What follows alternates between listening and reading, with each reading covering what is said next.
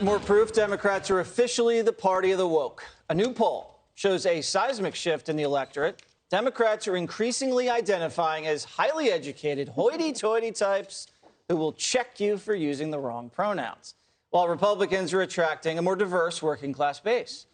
And it's really no wonder voters are abandoning the Democratic Party. Check out this little exchange. Senator Josh Hawley facing off with a Berkeley law professor, Greg went there, over who can get pregnant. Watch. You've referred to people with a capacity for pregnancy. Would that be women? So I want to recognize that your line of questioning is transphobic, and it opens up trans people to violence by not recognizing that. Wow, you're saying that I'm opening up people to violence by asking whether or not women are the folks who can have pregnancies? Do you believe that men can get pregnant?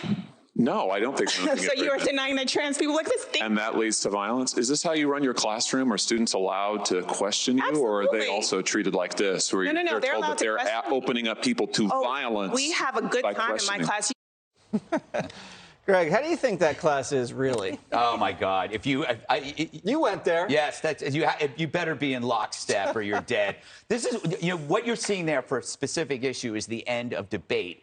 When you are faced with someone who isn't arguing a point, but employing redefined words, then you can't debate them because the word they use is invented based on an artificial reality, which is pregnant man. Pregnant man is a fallacy. It's a fallacy. It's not real. But you can't even go further on the debate because she's saying, no, that's the final say. I've invented this word. It's real. And this is an issue in all debates with wokesters. You can't get them to address their own invented terminology. Instead, they throw the terms at you and say, that's how it is. Think about it, though.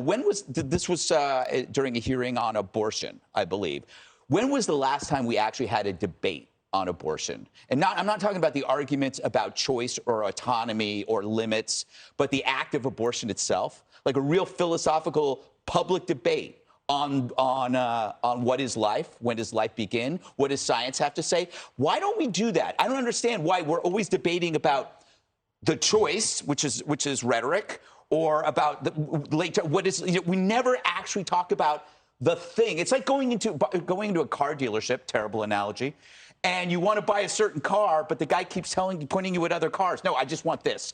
Tell me about this. And no one wants to do it. Why is that? It's just too frightening, I guess. And if you think about what we just talked about at the top, though, if you're seeing that as a regular middle-class person in Indiana and you see someone out there talking about transphobic violence, are you going to vote for the Democratic Party if they're associating with a wingnut like that? Well, that's what's so interesting about this shift that we're seeing in the country and about this poll, because what it's showing is that a lot of, regular folks cannot relate to that conversation at all. At all. And they look at Josh Hawley and they're like, yes, he's just asking the very reasonable question of, it goes back to also like, what is a woman, during the Supreme Court hearings.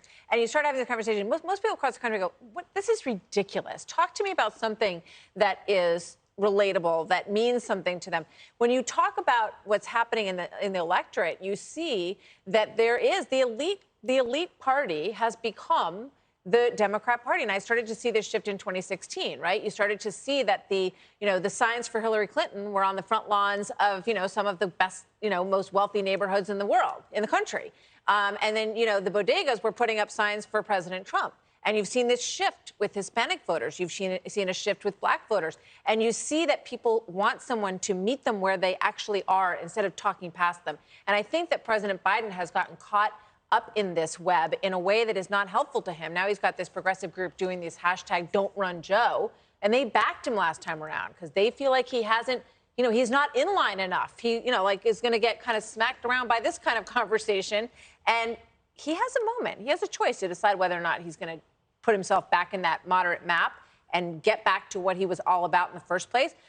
We haven't seen that happen yet. But I think some of these numbers ought to be, put in front of him by people who really, who really care about him and really want him to, if they really want him to run again. I don't know, the 8, whatever percent it is.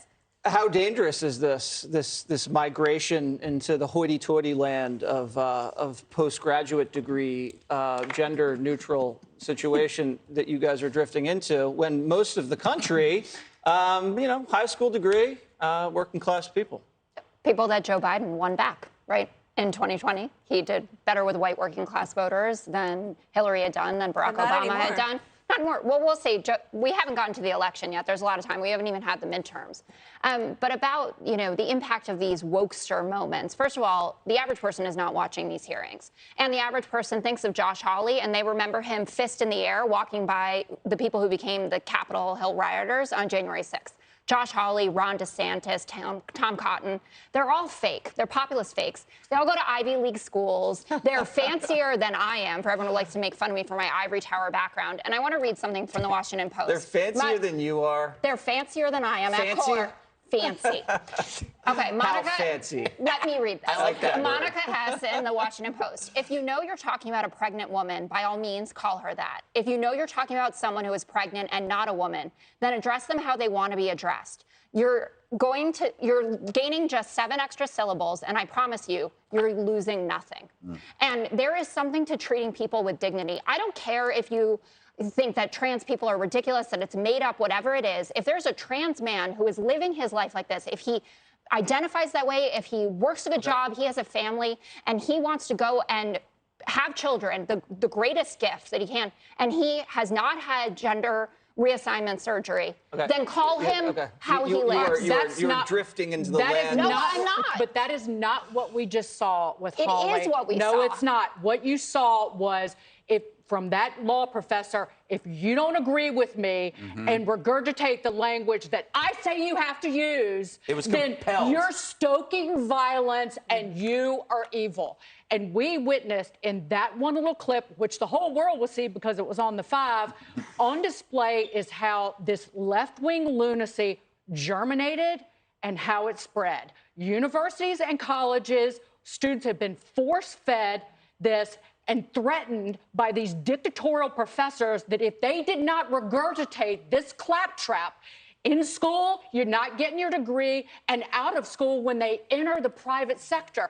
And then you have the consultants that are making millions of dollars every year selling this garbage to people across the private sector. This is how it happens. And regular folks who want their kids to get really good college educations watch that and go, am I paying or borrowing $100,000 to get a law school degree from that woman? Am I going to pay a 4-year undergraduate degree out of state is $300,000, and it's not Berkeley. It's literally every single university and college across this country. That's what you get for your degree. No more.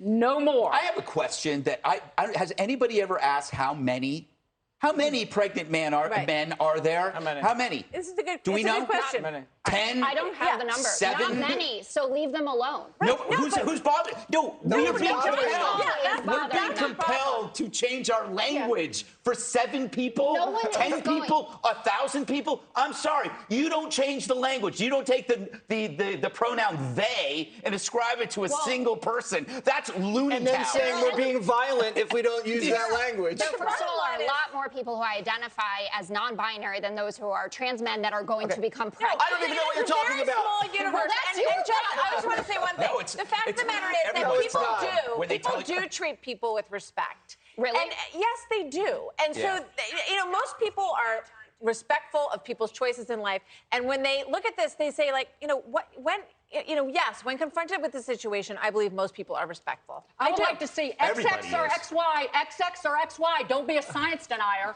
All right, so Josh Hawley, DeSantis, Tom Cotton. Fancy. We're going to be reaching out to you to see your statement on whether you're fancier than our resident liberal, Jessica Tarwa. Hi, everyone. I'm Brian Kilmeade. I want you to do me a favor. I want you to click to subscribe to the Fox News YouTube page. This is the only way that I know for sure that you're not going to miss any great commentary, any great news bites, any great interviews coming your way on Fox. You can get it all here on YouTube. So subscribe right now.